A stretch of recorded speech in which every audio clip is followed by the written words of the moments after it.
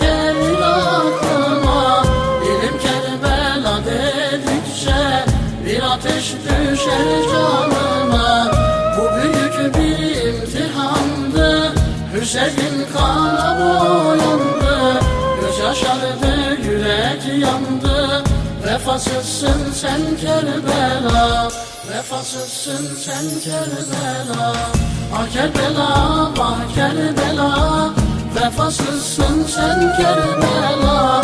Ah Kerbela, vah Kerbela, vefasızsın sen Kerbela.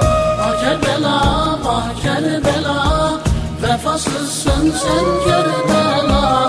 Ah Kerbela, vah Kerbela, vefasızsın sen Kerbela.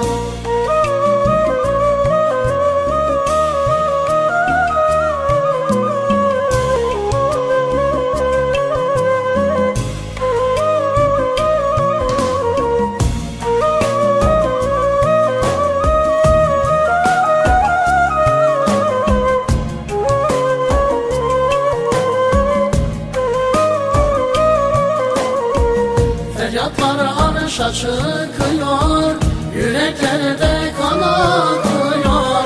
Ümmet Hüseyin'e ağlıyor, vefasızsın sen Kerbela.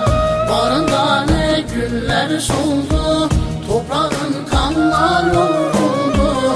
Ehli beyte mezar oldu, vefasızsın sen Kerbela. Vefasızsın sen Kerbela. Ah Kerbela, vah Kerbela, vefasızsın sen Kerbela. Ah Kerbela, vah Kerbela, vefasızsın sen Kerbela. Ah Kerbela, vah Kerbela, vefasızsın sen Kerbela.